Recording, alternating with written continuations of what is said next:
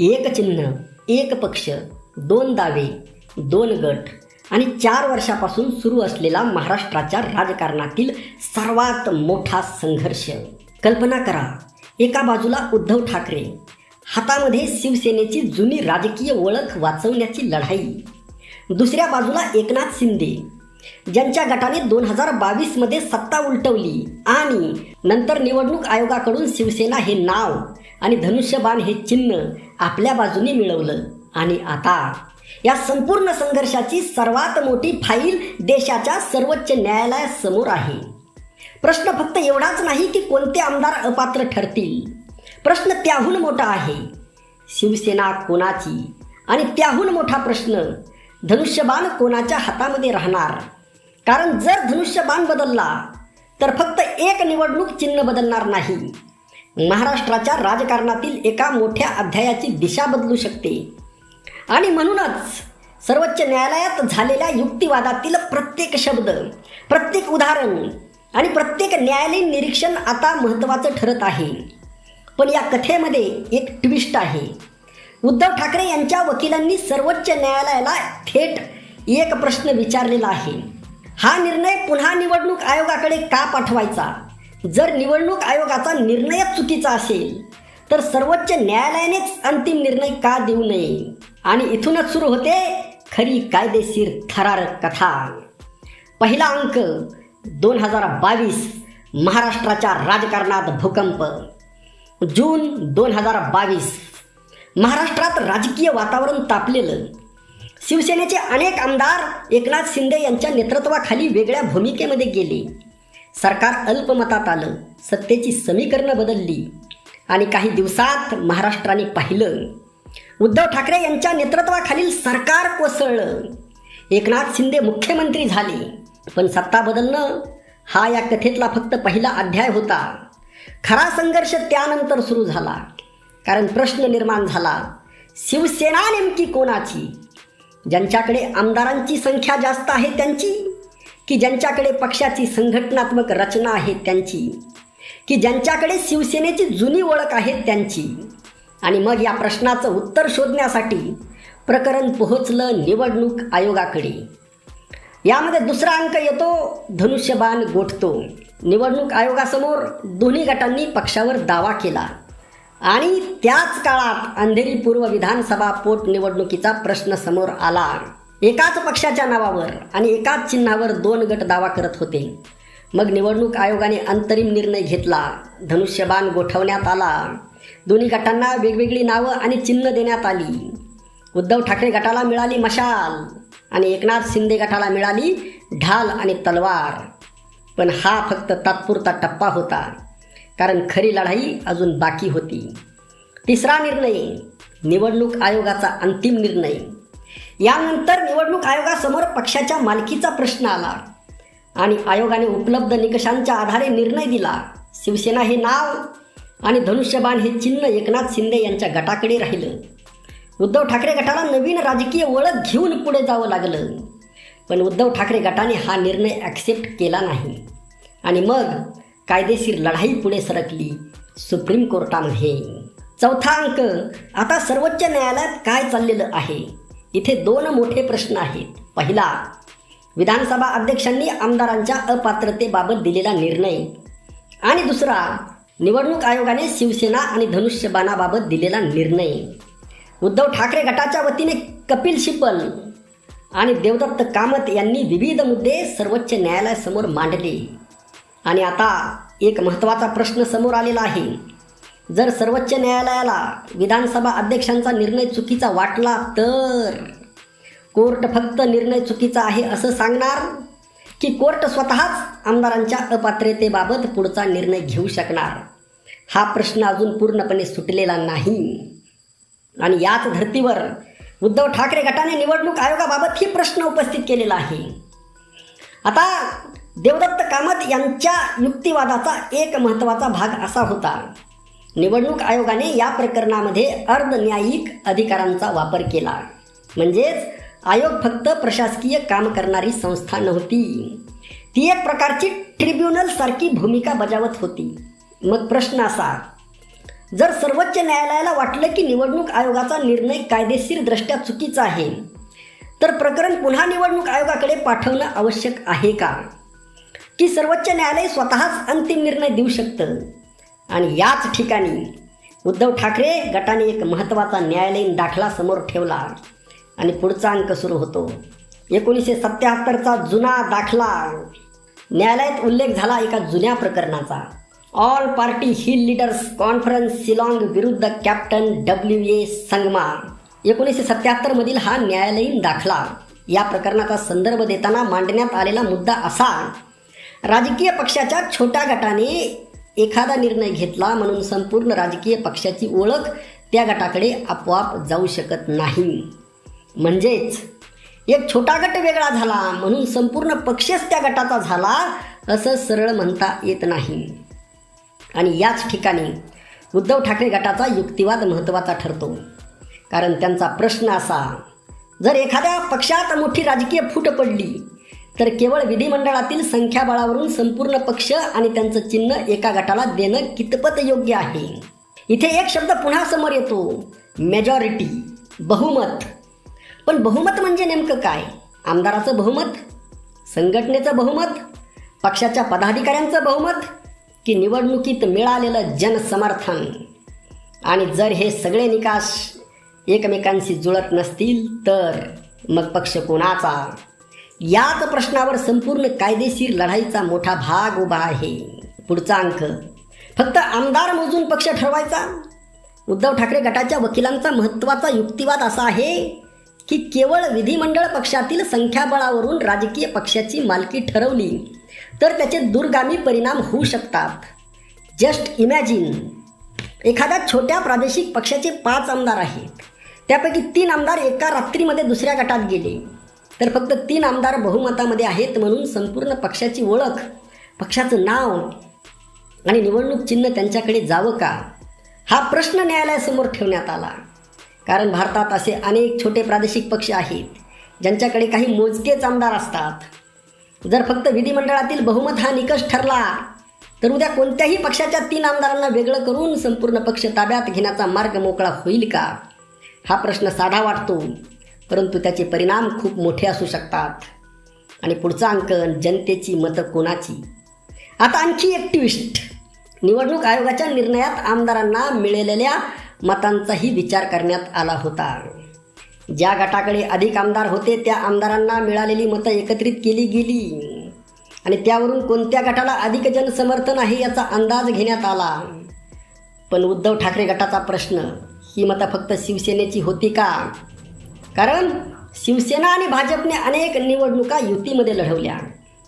मतदारांनी एखाद्या उमेदवाराला मतदान केलं, पण त्या मतामध्ये शिवसेनेचं योगदान किती आणि भाजपचं योगदान किती हे वेगळं कसं करणार?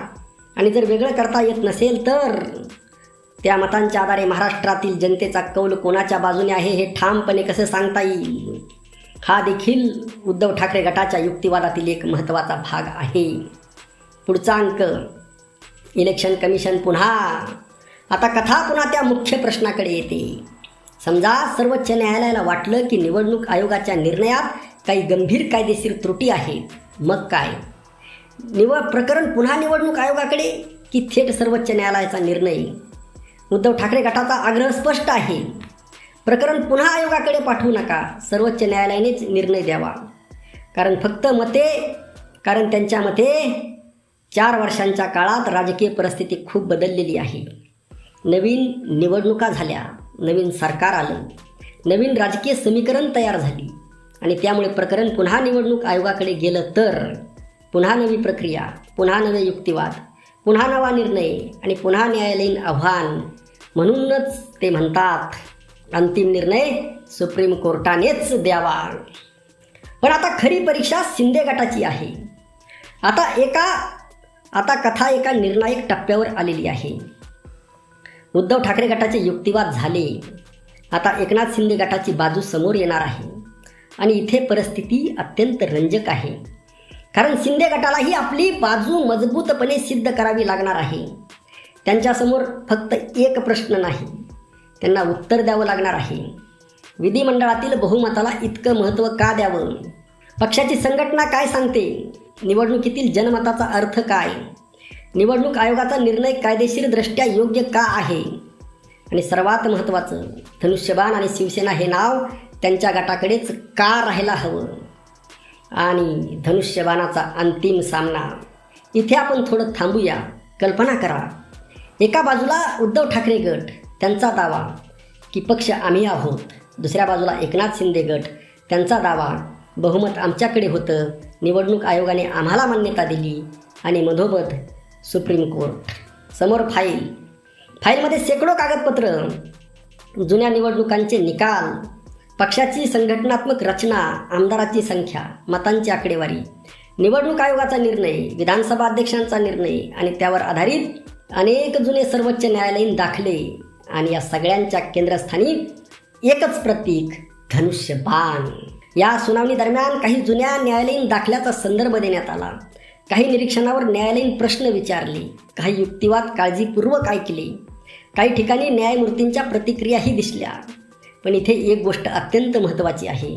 न्यायालयाने एखाद्या युक्तिवादाकडे लक्षपूर्वक पाहिलं किंवा मान हलवली म्हणजे युक्तिवादाला न्यायालयाने मान्यता दिली असा अर्थ होत नाही. अंतिम उत्तर फक्त आणि फक्त जजमेंटमध्ये मिळणार आहे. म्हणून आज कोणताही अंतिम निष्कर्ष काढणं धोकादायक ठरेल. पण या सुनावणीमुळे एक गोष्ट मात्र स्पष्ट झालेली आहे, धनुष्यबाणाचा प्रश्न अजून संपलेला नाही. आणखी एक महत्त्वाचा कायदेशीर मुद्दा, विधानसभा अध्यक्ष आणि निवडणूक आयोग दोन्ही वेगवेगळ्या घटनात्मक भूमिकामध्ये काम करतात. विधानसभा अध्यक्षासमोर प्रश्न, आमदार अपात्र आहेत का? निवडणूक आयोगासमोर प्रश्न, राजकीय पक्षाची ओळख आणि निवडणूक चिन्ह कोणत्या गटाला मिळावं? दोन्ही प्रश्न एकमेकाशी संबंधित आहेत, पण पूर्णपणे एकच नाहीत. म्हणूनच सर्वोच्च न्यायालयासमोर हा प्रश्न उभा राहतो, एका संस्थेचा निर्णय दुसऱ्या संस्थेच्या निर्णयावर किती प्रभाव टाकू शकतो?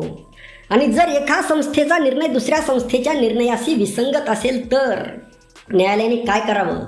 याचं उत्तर या प्रकरणात अत्यंत महत्त्वाचं ठरणार आहे. इथे एक कायदेशीर शब्द सतत समोर येतो, ज्युडिशियल रिव्ह्यू, न्यायालयीन पुनरावलोकन. याचा साधा अर्थ, एखाद्या प्राधिकरणाने दिलेला निर्णय कायद्याच्या चौकटीत आहे का हे न्यायालय तपासू शकतं. प्रश्न असा, जर न्यायालयाला निर्णय चुकीचा वाटला तर पुढे काय? फक्त निर्णय रद्द करायचा, प्रकरण पुन्हा संबंधित संस्थेकडे पाठवायचं, की काही परिस्थितीमध्ये न्यायालय स्वतःच अंतिम दिशा देऊ शकतं? याच प्रश्नाभोवती आता या केसची खरी कायदेशीर गुंतागुंत आहे. विधानसभा आणि न्यायव्यवस्था यांच्यातील अधिकारांच्या संघर्षाचे जुने दाखले भारतीय संविधानाच्या इतिहासामध्ये आहेत.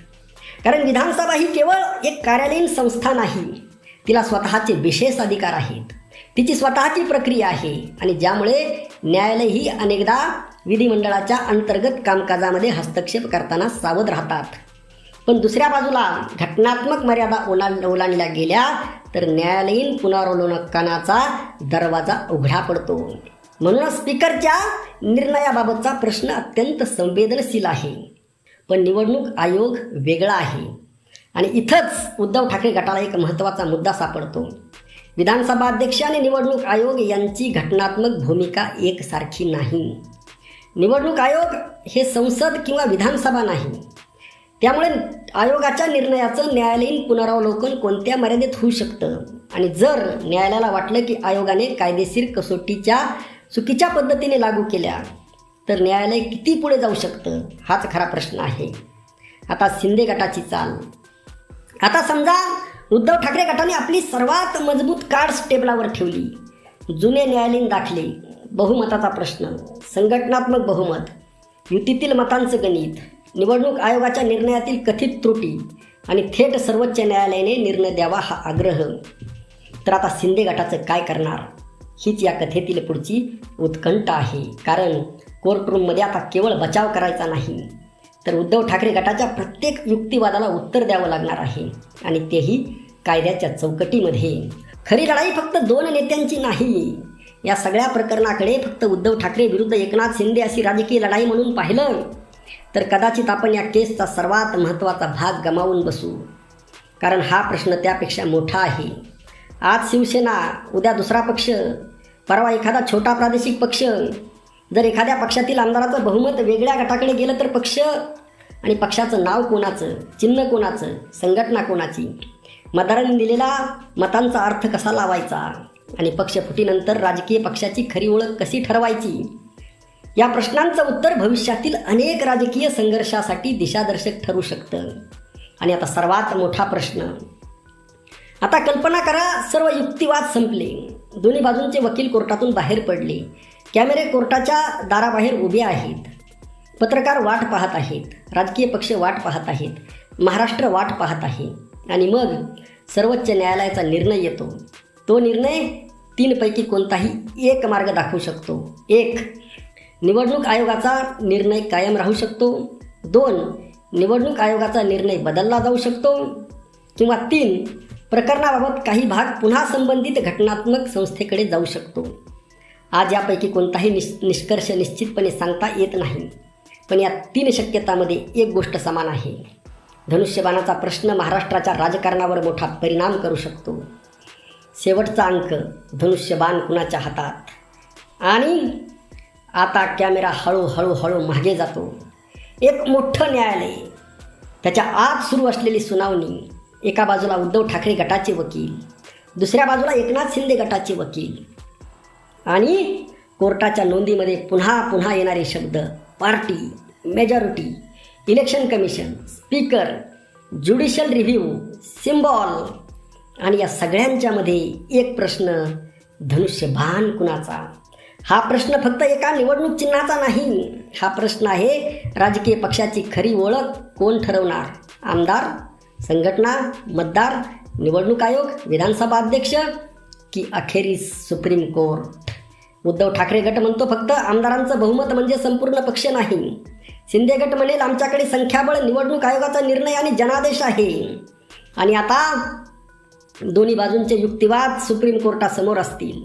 म्हणूनच पुढचा अध्याय अत्यंत महत्त्वाचा आहे, कारण आतापर्यंत आपण ऐकलं उद्धव ठाकरे गट काय म्हणतो, पण आता ऐकायचं आहे एकनाथ शिंदे गट या प्रत्येक आरोपाला काय उत्तर देतो. कुठले जुने न्यायालयीन दाखले ते समोर आणतात, बहुमताच्या कसोटीचा बचाव ते कसा करतात, निवडणूक आयोगाचा निर्णय योग्य असल्याचं ते कसं सिद्ध करतात, आणि सर्वात महत्त्वाचं धनुष्यबाण आपल्याकडेच का राहायला हवा, यासाठी ते सर्वोच्च न्यायालयासमोर कोणती अंतिम कायदेशीर बाजू मांडतात. याच उत्तरात या संपूर्ण कथेला पुढचा ट्विस्ट मिळणार आहे. कारण राजकारणात तलवारी भिडतात पण न्यायालयात कायदे भिडतात. आणि यावेळी सामना आहे एका बाजूला दशकांची शिवसेनेची राजकीय ओळख, दुसऱ्या बाजूला 2022 नंतर निर्माण झालेली नवीन राजकीय शक्ती, आणि मध्ये भारतीय संविधान. म्हणूनच निर्णय काहीही असो, या केसचा परिणाम फक्त एका पक्षाच्या नावावर किंवा एका चिन्हावर होणार नाही. तो कदाचित भारतातील भविष्यातील पक्षफुटींच्या राजकारणासाठी एक नवा नियम लिहून जाईल. आणि म्हणूनच ही कथा अजून संपलेली नाही. खरा अंतिम अंक अजून बाकी आहे, आणि त्या अंतिम अंकात एकच प्रश्न पुन्हा समोर उभा राहणार आहे. धनुष्यबाण शेवटी कुणाच्या हातात राहणार. उत्तरासाठी सुप्रीम कोर्टाच्या अंतिम निर्णयाची वाट पाहावी लागेल. जय महाराष्ट्र.